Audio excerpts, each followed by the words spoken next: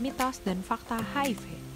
Yang pertama, kita sering mendengar bahwa HIV dan AIDS merupakan hal yang sama. Faktanya, HIV merupakan singkatan dari Human Immunodeficiency Virus, yaitu virus yang melemahkan sistem kekebalan tubuh yang jika tidak segera ditangani, maka akan berkembang menjadi AIDS. Itu kumpulan gejala yang menunjukkan lemahnya kekebalan tubuh yang dapat berwujud sebagai infeksi ataupun kanker. Mitos yang kedua, terinfeksi HIV artinya akan meninggal dengan segera. Faktanya, pengobatan antiretroviral yang teratur membantu pasien HIV positif untuk hidup lebih lama dengan produktif dan normal. Mitos yang ketiga, aktivitas berenang dapat menularkan HIV. Faktanya, salah, karena HIV adalah virus rapuh yang tidak dapat hidup di luar tubuh manusia untuk jangka waktu yang lama. Mitos yang keempat, HIV adalah penyakit pada orang homoseksual. Faktanya, HIV dapat menginfeksi semua orang. HIV memang lebih prevalen pada laki-laki, terutama mereka yang berhubungan intim sesama jenis, karena HIV lebih mudah ditransmisikan melalui seks anal.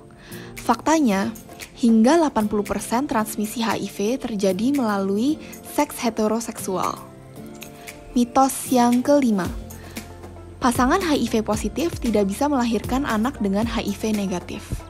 Faktanya, tanpa obat, wanita HIV positif memiliki kemungkinan 15 hingga 45% untuk mentransmisikan penyakitnya. Dengan pengobatan dan intervensi yang sesuai, seorang wanita HIV positif dapat mengurangi risiko tersebut menjadi kurang dari 5%. Apa itu HIV? HIV atau Human Immunodeficiency Virus merupakan virus yang menyerang sistem imun tubuh manusia. Jika HIV tidak diobati, dapat menyebabkan AIDS atau Acquired Immunodeficiency Syndrome. Pada tahun 2019, Indonesia melaporkan adanya 50.282 kasus baru HIV. 70,4% diantaranya dalam usia produktif. Mungkin banyak masyarakat yang merasa terbebas dari resiko HIV karena bukan merupakan pengguna jarum suntik bergantian ataupun tidak suka berganti-ganti pasangan seksual. Tapi tahukah Anda bahwa 53,5% dari mereka memiliki faktor resiko HIV yang tidak diketahui? Indonesia juga melaporkan 7.036 kasus baru AIDS pada tahun 2019. Sama seperti HIV, sebagian besar penyandang AIDS berada di usia produktif. Banyaknya kasus HIV yang dilaporkan dari tahun 2005 hingga sekarang selalu mengalami kenaikan. Jumlah kumulatif kasus HIV yang dilaporkan sampai dengan Maret 2020 sebanyak 388.724 kasus. Hanya 67,4% dari target 90% estimasi ODHA atau orang dengan HIV/AIDS sebesar 640.443 kasus. Itu artinya terdapat ODHA yang tidak terdeteksi. ODHA yang tidak terdeteksi ini dapat menjadi mata rantai penularan HIV/AIDS di masyarakat karena mereka tidak menyadari dirinya mengidap HIV/AIDS. HIV dapat menular melalui pertukaran cairan tubuh. Cairan tubuh dapat bertukar melalui beberapa cara. 1. Hubungan seksual. HIV dapat berpindah melalui hubungan seksual antara lawan jenis maupun sesama jenis. 2. Barang non-steril. Penggunaan barang non-steril seperti jarum suntik, handuk, ataupun silet yang merupakan barang bekas pakai dari penderita HIV dapat menularkan HIV. Hal ini disebabkan oleh cairan tubuh yang masih menempel dalam barang non-steril. Cairan tubuh yang berisiko tinggi dalam penularan HIV adalah darah, sperma atau air mani, cairan vagina, dan air susu ibu atau ASI. HIV yang terkandung dalam cairan ini dapat menginfeksi tubuh apabila masuk melalui bagian tubuh terbuka, seperti luka atau selaput lendir. HIV tidak dapat menular melalui beberapa hal berikut, yaitu melalui gigitan serangga, lalu cairan seperti ludah, keringat, dan air mata, kemudian ketika bersentuhan, berpelukan, berjabat tangan, penggunaan alat makan dan toilet bersama, dan berciuman pipi, serta tidak juga menular melalui udara. Infeksi HIV terjadi dalam 3 tahap. Tahap pertama, pada 1 hingga 4 minggu akan muncul gejala batuk pilek. Hal ini terjadi karena sistem imun tubuh berusaha melawan virus HIV yang masuk. Tahap kedua, pasien akan merasa sembuh dari gejala walaupun virus HIV tidak benar-benar hilang. Tahap ketiga, infeksi HIV menjadi stadium lanjut. Sistem kekebalan tubuh rusak parah dan gejala yang muncul beragam, seperti diare, penurunan berat badan, infeksi mulut, infeksi kelamin, dan gusi berdarah. Satu-satunya cara untuk deteksi pasti HIV adalah dengan menjalani tes pemeriksaan.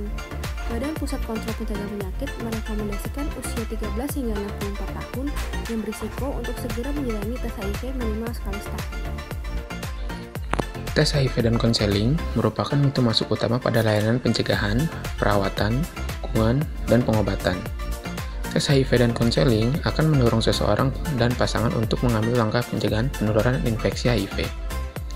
Sampai saat ini, tes HIV di Indonesia masih bersifat sukarela. Konseling dan tes HIV sukarela atau disingkat dengan KTS adalah layanan konseling dan tes HIV yang dibutuhkan oleh klien secara aktif dan individual. KTS bisa dilaksanakan dalam berbagai macam tatanan layanan, seperti di sarana layanan kesehatan, klinik KTS mandiri di luar sarana layanan kesehatan bergerak atau mobile KTS, di masyarakat, ataupun di rumah. Kemudian, untuk memperluas cakupan KTS, diperlukan pendekatan lain, yaitu tes HIV atas inisiatif pemberi layanan kesehatan dan konseling atau disingkat TIPK. TIPK merupakan suatu tes HIV dan konseling yang diinisiasi oleh petugas kesehatan kepada pengunjung sarana layanan kesehatan sebagai bagian dari standar pelayanan medis.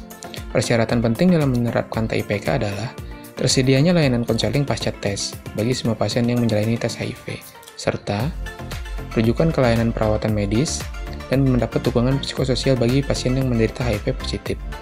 Kementerian Kesehatan Indonesia mengatakan bahwa untuk tes diagnosis HIV dan pengobatan HIV sudah tersedia secara gratis. Tes HIV atau AIDS ini bisa diperoleh secara gratis di 5.000 fasilitas kesehatan di seluruh Indonesia.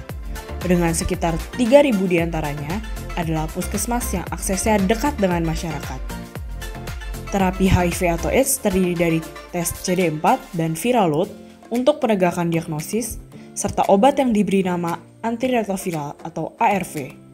ARV ini diberikan secara gratis oleh pemerintah bagi ODHA yang memenuhi kriteria klinis dan menjadi program pemerintah untuk menekan angka penyebaran HIV. Untuk mendapatkan ARV secara gratis, masyarakat bisa mengunjungi rumah sakit rujukan AIDS sebagai contoh RSUD Fatmawati. Pemerintah sudah menyediakan ARV berdasarkan jumlah pasien ARV untuk setiap daerah, sehingga bisa dikatakan jumlah ARV untuk setiap daerah pasti cukup. Tidak hanya RS pemerintah yang memberikan pengobatan gratis, pengobatan ARV gratis juga dapat ditemui di RS swasta dan puskesmas-puskesmas yang menyediakan. Biaya tambahan mungkin akan ditemukan jika pasien tidak menggunakan BPJS, contohnya biaya administrasi, biaya dokter, tes laboratorium, serta obat non-subsidi lainnya. Untuk asuransi swasta lain, perlu ditanyakan ke pihak yang bersangkutan mengenai apakah biaya pemeriksaan dan ARV ditanggung atau tidak. Jika ditanggung, maka pasien dapat menggunakan jaminan tersebut. Pasien tetap dihimbau untuk menanyakan kepada asuransi BPJS atau swasta lainnya mengenai tanggungan biaya pastinya. Untuk mencegah penularan HIV, ada beberapa hal yang dapat dilakukan.